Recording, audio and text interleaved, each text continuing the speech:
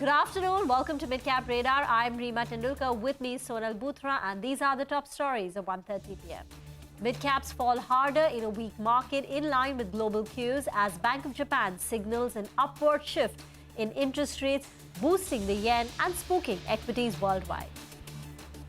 Hinduja Global Solutions offers to buy back a chunk of shares at a hefty premium as the board green lights an over 1,000 crore rupee buyback through the tender route. The stock slides.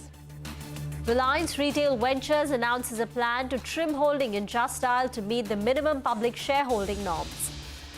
Promoters of Dabur likely sold about 1% stake via block deal. Sources tell CNBC-TV18 they are unlikely to offload more of their holding. All right, those are the top headlines that we are tracking for you on Midcap Radar. A lot of stock-specific news, but for the markets, the headline continues to be under pressure. We did see a mild recovery, and so far it has been able to hold on to that at that 18,270 mark. Right now, Nifty is around 150 points. A 30 to 40 point recovery is what we've seen there. Midcap index is the one which continues to see pressure. So that index is down 300 points as we speak. Around 1,400 stocks on the advancing side versus around 2,100 stocks on the declining side. So that ratio continues to get bigger. Midcap index too has seen a tad bit of recovery, but we'll have to see whether that recovery continues or we'll continue to see some pressure considering the global backdrop that we are in. Well, you know, we were talking about how it could be quiet since it's December, but that's not the case at all. Global cues are still having an impact on our own markets. Absolutely, front and center, right? And today, Bank of Japan, it came out from nowhere. Expectations were it will be a non-event. And look there, it's gone ahead and rattled global equity markets worldwide. By the way, fertilizer stocks have started moving up in the last few minutes. So NFL, Madras Fert and FACT. Just pull up these intraday charts and you would see FACT is up 10%, Madras Fert is up 10%, while NFL, National Fertilizer Limited, has also got a gain of close to about 4%. And GIC, New India Assurance. These two companies were rallying hard over the last 2 days. There was momentum building up, but this morning they opened subdued. So we thought perhaps the run has ended. There is going to be profit booking, but GIC is recovered from nearly 7% from the day's low, and New India Assurance is again up close to about 2.5%. So that first morning dip in these names has been bought into. But let's get to our segment, Midcap Movers. Bake is joining in to take us through the midcaps that are moving around in trade. Well, good afternoon. You know, some muted sentiments as far as the broader end of the markets is concerned. And today, you know, the advance to decline ratio is actually in favor of the declines. But despite that, some of the stocks that we're highlighting, some stocks at a fresh 52-week high. You know, JK Paper continues its surge today at a fresh 52-week high. Salasar Tech today up on very strong volumes. PSP Projects as well as Ramkrishna Forgings are some of the stocks that have hit a fresh 52-week high. Moving on to, you know, some of the stocks that are moving higher on very strong volumes. Some textile names on our radar, Arvind Fashion as well as Himmatinga Seed. These stocks are doing very well. Dreamfolks today up on very strong volumes. We'll watch out for any news flow that could come in as far as this name is concerned. Tita Wagons as well as Inox Wind today moving up after quite a gap. On the other hand, you know, a lot of losers today. When you're talking about the entire banking pack, a lot of them are continuing to see profit booking. UCO Bank, Punjab and Sindh, IRB, all of them are seeing profit booking. Hutco too, which had a very strong run-up recently, is seeing a bit of profit booking. On the other hand, some of the stocks today that have hit a fresh 52-week low, Aurobindo Pharma today again at a fresh 52-week low, and Nykaa, after the block deal that we saw in the morning, has hit a fresh 52-week low in today's trading session. Okay, all right. Interesting names there. Thanks a lot, Vivek, for joining us with all those updates. Let's now welcome Rahul Sharma of Equity 99 Advisors for a technical check on the markets. Rahul, good afternoon. Thanks a lot for joining us. Well, it's a very mild recovery that we've seen from the lows. The overall texture of the market, it's still in the bearish zone. But what are the charts suggesting? Will we see further recovery from here, or will the markets consolidate at these levels? Good afternoon, Sonal. I think Nifty and Bank Nifty both are looking in pressure, but the good part for Nifty is that it is able to hold 18,200 mark, which is acting as a very strong support for the market. And Bank Nifty, on the other hand, is looking slightly weaker. And I think if Bank Nifty gets closing below 43,000 levels, then it might give more corrective moves in coming session. So I think staying stock specific in good fundamental stocks would be a good idea. Traders should be very cautious at this moment, and investors should look out for the opportunities of accumulation from the lower levels in a staggered manner for the market. Rahul, afternoon. What about individual names? What stocks are you betting on? So Rima, a few selections are there. Obviously, market is not looking like strong, but stock-specific action is quite visible. First selection is Balrampur Chini. Although sugar stocks have been in focus right now, Balrampur Chini is trading above 400 levels. It is having a like super trending bullish moves right now, and volumes are also attractive. So I'm setting the target for Balrampur Chini at rupees 430 and stop loss should be kept at 486 levels. Second selection is Nelcast, which is trading above 110 levels. See, this stock has got great potential to give good returns in coming days. Charts are looking very much attractive. A huge horizontal line breakout is also awaited for a multi-year breakout. So for Nelcast, I'm setting target at rupees 130, keeping stop loss at rupees 100. All right, Rahul, thank you so much for joining us and talking about all things technicals. We'll slip into a short break now. We'll be joined by Amit Agrawal, who's the Group CFO at Raymond, to discuss their business outlook. Stay tuned.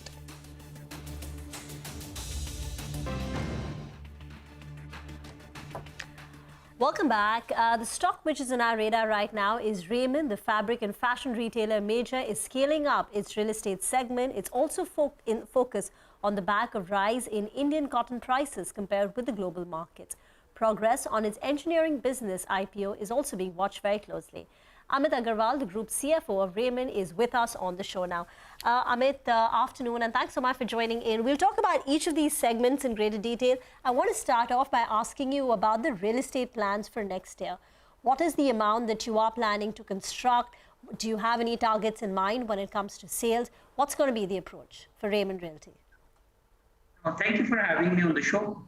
And if you look at our real estate business, which has been launched almost 3.5 years back, I think all of you know that we have just, the last on 10th of December, we plan to deliver almost 900 apartments 2 years ahead of RERA, which is a big milestone achievement for us. And customers are very, very happy to receive their apartments ahead of RERA. So that is actually very, very good. And as I see the momentum on our sales velocity, it is also very, very attractive because as we speak today, almost 65 to 75% of the total project between the 1-2 BHK as well as the address by GS has been sold, which is at Thane. As you all know that we have already signed the first JDA project in Bandra, and that is something which we are looking forward for getting the right approvals, everything in place over the next 3 to 4 months, and then we will be shortly launching that project thereafter. Okay. So that's really which we have already talked about. And since we have already got a great velocity going and the sales has been done for 70% of the total project at Thane, we are looking at obviously looking out in the next year also to look at rightfully launching some of the projects also at Thane, as well as some of the other JDA projects. I won't be giving any specific numbers in terms of what is the square feet. As we speak today, we are talking about 4 million square feet, which we are constructing right now. So 4 million square feet is what you're constructing right now. Amit, just if you cannot give us forward-looking numbers in this, can you tell us what has been the yearly run rate so far as bookings in Raymond Realty is concerned? Well, actually, if you look at it in terms of the booking, we are reaching at a run rate of close to 1,300 crores of an annualized run rate, which we are booking right now. All right. So that is about the real estate business. I see you've made a lot of changes in terms of recruitment. You are recruiting industry veterans in different segments of the business. I can name, for instance, Mr. Atul Singh, who's the Executive Vice Chairman, is ex-Colgate and ex-Coca-Cola. Same has been the case with Mr. Rajiv Bakshi, Himant Lakhotia. You have been getting people from big companies and they are here to make change, of course. Can you tell us what is the plan here? Which is the segment that you're focusing on and what kind of growth rates will you see in all these segments then? Actually, if you see, the whole focus of Mr. Singhania, Chairman, has been to bring more and more professionals on board. And these professionals are experts. For example, as you talked about Mr. Atul Singh, who has joined us as Executive Vice Chairman and Group CEO.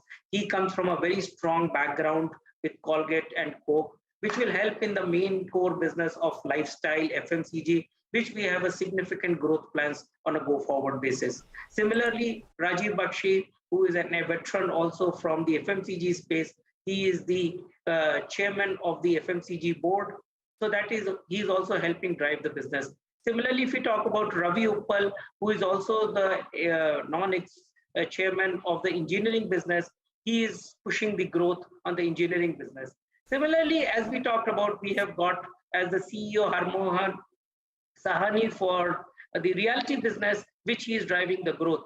So we have got the professionals from different industry experts in order to drive growth in respective businesses. And our idea is very clear that we are not anymore talking in any of our businesses about a recovery from COVID. Actually, we are talking on all our businesses a significant growth plans over the next 3 to 5 years. Would you look to demerge your real estate business? So as we have already outlined earlier, that we are putting it into a subsidiary. Yes. So we will have a Raymond Realty as a subsidiary as we speak today, in order to make sure that we have at the opportune time when we need to raise capital, we can raise more capital and grow that business on a strong way. Is there a need to raise capital, say, in the next 12 months for the real estate business and IPO?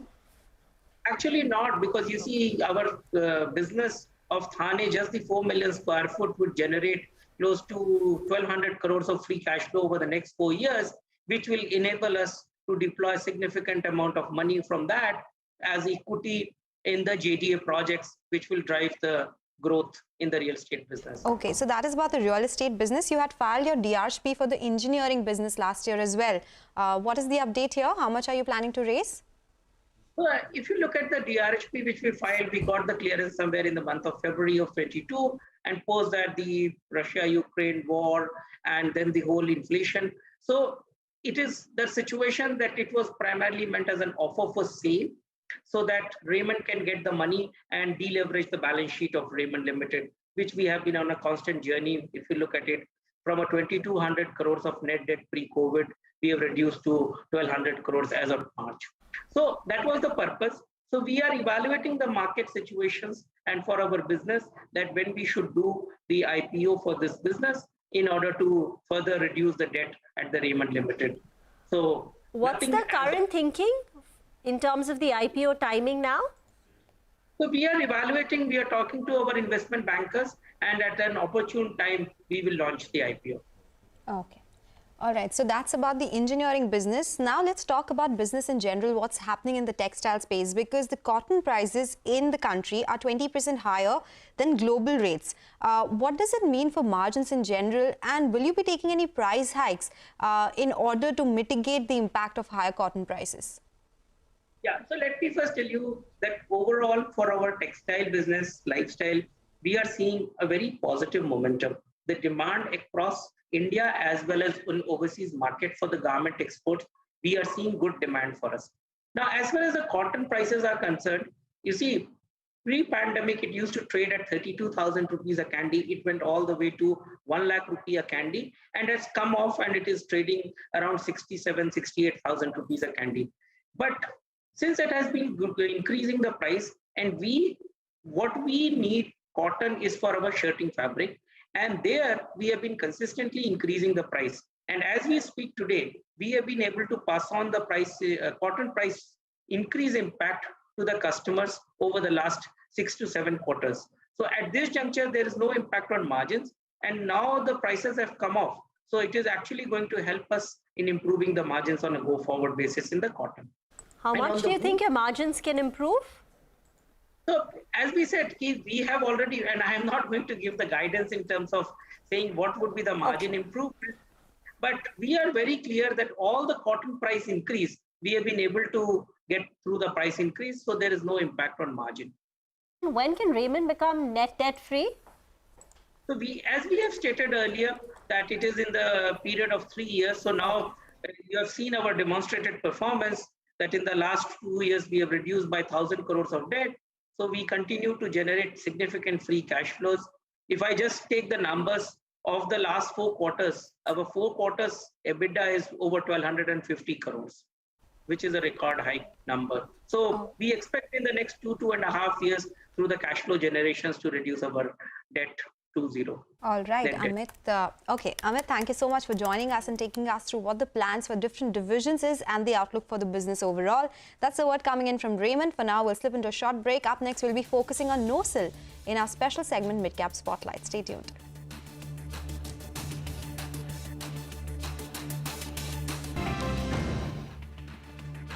Welcome back. You're still tuned into Midcap Radar on CNBC-TV18. Well, this is our special segment, Midcap Spotlight, and I'm going to be focusing on no-sill. Motilal Oswal has put out a note, and they met the management recently. Now, remember, the company is the largest manufacturer of rubber chemicals in India and has a substantial market share as well. Has 40% market share in the domestic markets, around 5% market share in the global markets. So they met the management, that is Motilal Oswal, and the management said that yes, the export market was adversely impacted by the downturn in latex market, but now they're expecting this to bottom out and recovery to come in from the export markets as well. 75% of the rubber chemicals in the world are produced by China as the market. However, only 30% of the global rubber consumption is in China. So Chinese players are looking at export markets to actually put out all the production that happens in the country. Second quarter of FY23 saw aggressive pricing mechanisms due to a higher competition because of more dumping coming in from China.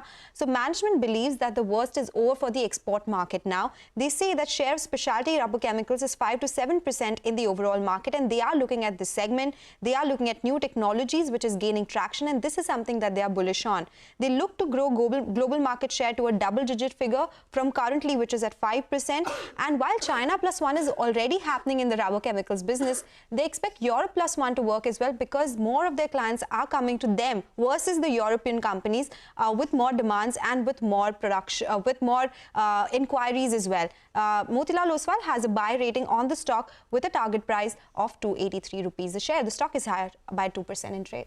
Okay, and very quickly tell us, Ambit is saying that Ahmedabad can now emerge as the new hot real estate destination. Why is that? Well, it could be the next Hyderabad is what Ambit is saying, and that's because there are a certain number of factors which they are very positive on. It is an upcoming real estate market. They are talking about another opportunity to play the India growth story via Ahmedabad. We are seeing continued infrastructure push. There is the gift city. There is increasing banking and IT interest, so 50% of the total demand in the commercial real estate. Ahmedabad is where Hyderabad was 7 to 8 years ago, and that's the kind of growth they are expecting in Ahmedabad right now. Plotted villas, there is premium construction which is visible in Ahmedabad, and some of these listed players are looking at constructing houses in the Ahmedabad market. So some stats, Ahmedabad achieved more sales in first half of calendar year 2022 than in Kolkata and Chennai. Its commercial stock is higher than Calcutta right now. Ahmedabad makes a compelling case for inclusion in top cities based on development. It has 35 million square feet of real estate stock, which is growing at 13% CAGR, and they sell 16,500 units on an annual basis. So a lot of factors at play, and that's the reason why Ambit is very bullish on Ahmedabad as the real estate market. Very interesting. Thank you very much for that. With that, we're out of time on Midcap Radar. Thank you for watching. Your stocks when we return.